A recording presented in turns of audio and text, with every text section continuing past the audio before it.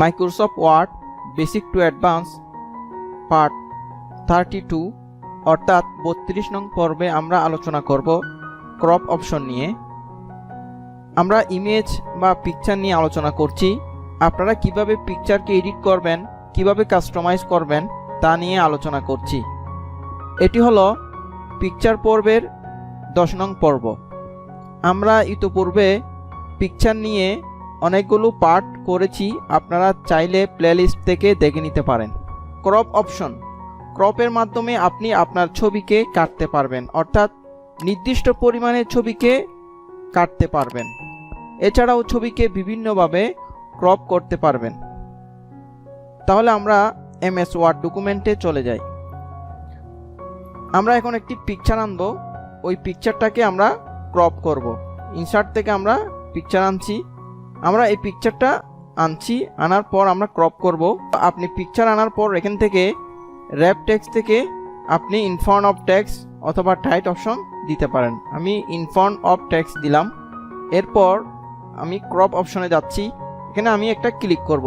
দেখেন আমার ছবির চতুর্পাশে একটা পরিবর্তন হয়েছে। পরে বাম কর্নারে এবং ডান কর্নারে, নিচে ডান কর্নার এবং বাম কর্নারে আমার ছবিটা পরিবর্তন হয়েছে, অর্থাৎ প্রতিটি কর্নারে একটা দাগ চলে আসছে এবং উপরে নিচে ডানে বামে একটা দাগ চলে আসছে, কালো কালো একটি দাগ চলে আসছে। তো এখন আপনি এটার মাধ্যমে ক্রপ করতে পারবেন। একটু দেখেন আমি কিভাবে করছি। এই কর্নারে যখন আমি মাউসের কার্সর পয়েন্টটা নিব তখন দেখেন আমার পরিবর্তন আসছে। এখন কিন্তু একরকম, এখন কিন্তু এভাবে মুভ হচ্ছে, এখন কিন্তু এভাবে মুভ হচ্ছে। আমি যখন এই যে পয়েন্টটাতে নিব তখন দেখেন আমার মাউসের কার্সর পয়েন্টটা পরিবর্তন হয়েছে। এভাবে আপনি ক্লিক করে এক পাশ এভাবে সাইজ করতে পারেন, দেন এ পাশে এভাবে করে সাইজ করবেন।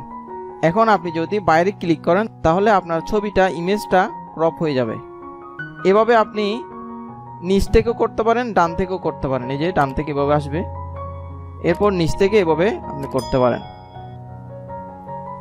তো এভাবে ছবিকে ক্রপ করে দেন বাইরে ক্লিক করলাম, তাহলে আমার ছবিটা এভাবে হয়ে গেল। অথবা আপনি ক্রপ অপশন থেকে এই যে ড্রপ ডাউনে ক্লিক করলে দেখেন 3টা অপশন রয়েছে। একটা হচ্ছে ক্রপ, যেটা আমরা করছি এখন, আরেকটা হচ্ছে ক্রপ টু শেপ, অর্থাৎ আপনি ছবিটাকে শেপের মতো করে ক্রপ করতে পারবেন। এখানে অনেকগুলো শেপ রয়েছে, আপনি চাচ্ছেন যে ওই শেপের অনুসারে করার জন্য, সেক্ষেত্রে আপনি করতে পারবেন। যেমন আমি ওভাল এই শেপটা নিচ্ছি, এখানে ক্লিক করলাম, দেখেন এভাবে ক্রপ হয়ে যাচ্ছে। তারপর আপনি যদি চান এভাবে ক্রপ করতে, তাহলে ক্রপ করতে পারবেন। এরপর অপশন হচ্ছে অ্যাসপেক্ট রেশিও, অর্থাৎ আপনার ছবিটা স্কয়ার, পোর্ট্রেট এবং ল্যান্ডস্কেপ অনুসারে ক্রপ হবে। যেমন আমি স্কয়ারে গেলাম, এভাবে ক্রপ হচ্ছে 1.1, তারপর হচ্ছে পোর্ট্রেটে 2.3, তো এভাবে ল্যান্ডস্কেপের মধ্যেও আছে, আপনি এভাবে করে ক্রপ করতে পারবেন। তো আমরা আজকে আলোচনা করছি ক্রপ অপশন নিয়ে।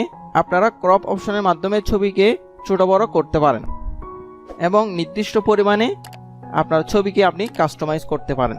আপনারা এই লেসনটি দেখে কেমন লাগছে তা কমেন্টে জানাবেন। আপনারা যারা ভিডিওটি দেখছেন সবাইকে ধন্যবাদ। আপনারা নিজেরা শিখবেন এবং অন্যদের শেখার সুযোগ করে দিবেন। সবাই ভালো থাকবেন, সুস্থ থাকবেন। আল্লাহ হাফেজ।